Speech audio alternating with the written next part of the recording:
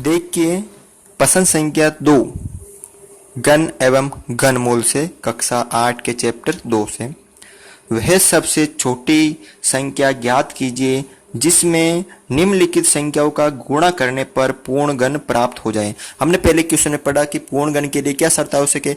जब हम किसी संख्या का अभाज्य गुणन करते हैं तो उसके अंदर संख्या का जो समूह है वो 3-3 हमें प्राप्त हो। जो कोई संख्या है उसके हम 3-3 समूह प्राप्त हो। तो उसी तरह हम इसको भी सरल करेंगे। तो पहली संख्या है 108। तो इसको सरल करने के लिए सबसे पहले हम इसका भी अभाज्य गुणनखंड ज्ञात करते हैं। तो 108 के अंदर सबसे पहले मैंने 2 का भाग दिया तो ये गया 54 बार। ठीक है, फिर 2 का दिया तो ये गया 2 दूनी 4, 5 में 4 करो 1, 7 दूनी 14। फिर मैंने इसके अंदर 3 का दिया 9 3 27, फिर 3 का दिया 3 3 9, फिर 3 का दिया 3 एकम 3। तो अब देखिए आप यहाँ पर 108 को हम क्या लिख सकते हैं, 2 इंटू 2 इंटू 3 इंटू 3 इंटू 3। अब यहाँ 3 के तो 3 समूह बन रहे हैं और 2 के 2 ही बन रहे हैं और आपको प्रश्न में पूछा है कि किस संख्या का मैं गुणा करूं तो वह पूर्ण घन बन जाएगी।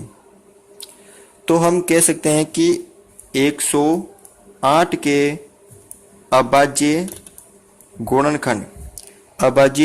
गुणनखंड करने पर 3 का 3 समूह है परंतु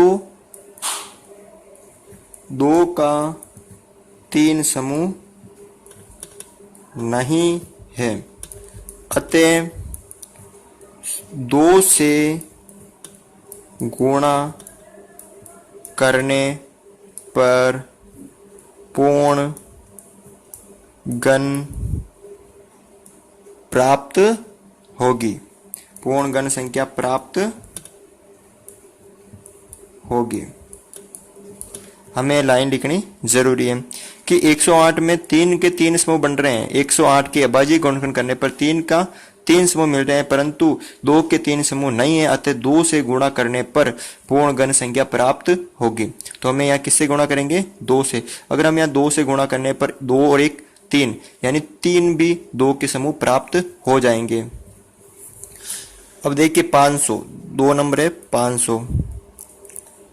यहाँ 500 के अभाज्य गुणनखंड करते हैं। सबसे पहले 2 का भाग दिया 250, फिर 2 का दिया 125, फिर मैंने 5 का दिया 25 बार, फिर मैंने 5 का दिया 5 बार, फिर 5 का दिया 1 बार।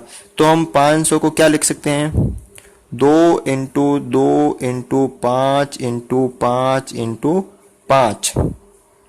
यानी देखिए इसमें भी देखिए 5 के तो 3 समूह बन रहे हैं लेकिन 2 के 3 समूह नहीं बन रहे हैं। तो हम लिख सकते हैं कि 500 के अभाज्य गुणनखंड करने पर 5 के 3 समूह हैं परंतु 2 के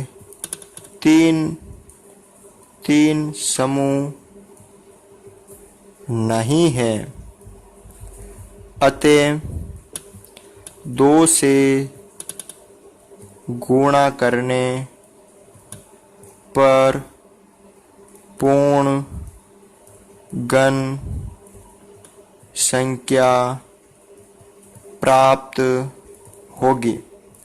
तो आप कह सकते हैं कि इसी संख्या को अगर मैं 2 से गुणा करूं, 2 और 1 3, तो हमें 2 की घात 3 भी प्राप्त हो जाएगी यानी 2 के 3 समूह प्राप्त हो जाएंगे। तो ये संख्या पूर्ण घन हो जाएगी।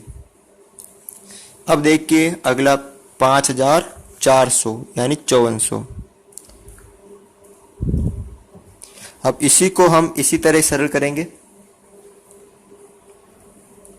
देखिए 5400 में 2 का भाग दिया तो 2 दूनी 4, ये 7 दूनी 14 और ये 2700।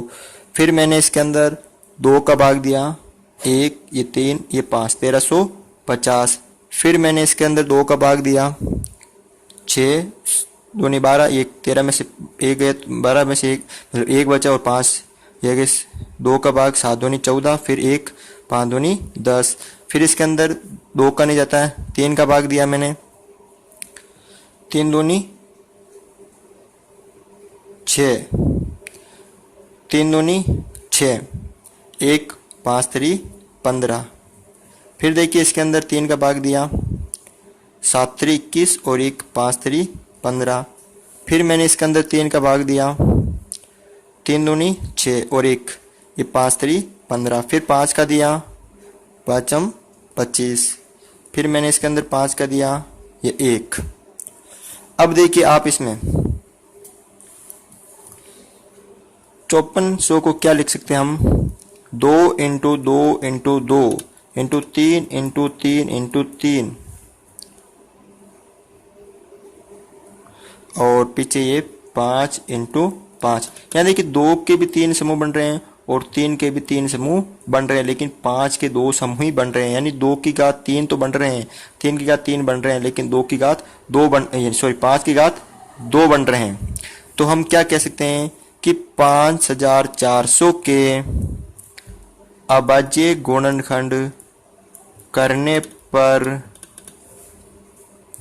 2 व 3 के 3 समूह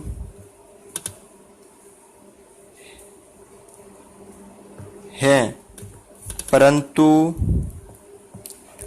5 के 3 समूह नहीं हैं। अतः 5 से गुणा करने पर पूर्ण घन संख्या प्राप्त होगी। तो इसको भी हम 5 से गुणा करेंगे तो 5 की घात 3 प्राप्त हो जाएगी। अब देखिए इसके अंदर जो लास्ट क्वेश्चन बचा है 10,584, इसको हम सरल करते हैं। लास्ट है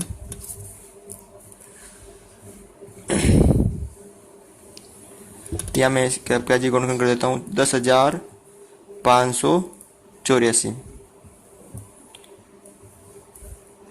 सबसे पहले 2 का भाग दिया, 5 दूनी 10, 2 दूनी 4, 5 में 4 के 1 और 1 18, 9 दूनी 18 और 2 दूनी 4।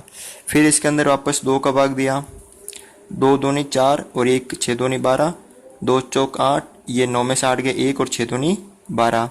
फिर मैंने इसके अंदर वापस 2 का भाग दिया, 2 एकम 2, 2 तिया 6, 2 दूनी 4, 2 तिया 6। फिर मैंने इसके अंदर देखो 2 का भाग नहीं जाता है तो इसके अंदर मैंने 3 का भाग दिया, 3 चौक 12, 13 में से 12 गया 1 और 1 की 3, 3 चौक 12 और 3 एकम 3। फिर मैंने इसके अंदर वापस 3 का भाग दिया, 3 एकम 3, ये 4 3 12, 2 ये 7 3 21। फिर मैंने इसके अंदर वापस 3 का भाग दिया, 4 3 12 और ये हो गए 2 और 29 27। फिर इसके अंदर मैं 7 का दिया, 7 तो 7 49, फिर 7 का दिया, 7 एकम 7। तो इस तरह हम 10,584 को लिख सकते हैं 2 into 2 into 2 into 3 into 3 into 3 into 7 into 7। देखिए यहाँ पर 10,584 में 2 के 3 समूह बन रहे हैं, 3 के भी 3 समूह बन रहे हैं, लेकिन 7 के 2 समूह बन रहे हैं। यानी 2 की घात 2 बन रहे हैं, 3 की घात 3 बन रहे हैं, लेकिन 7 की घात 2 बन रहे हैं। तो अतः हम कह सकते हैं कि 10,584 के अभाज्य गुणनखंड करने पर 2 व 3 के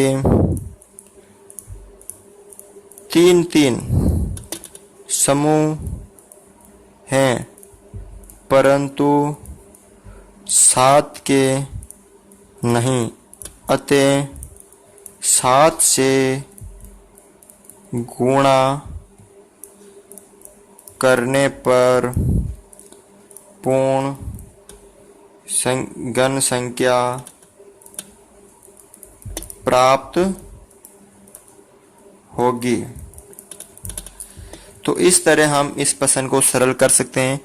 अगर आपको यह प्रश्न समझ में आए तो मुझे कमेंट करें और मेरे इस चैनल को सब्सक्राइब करें।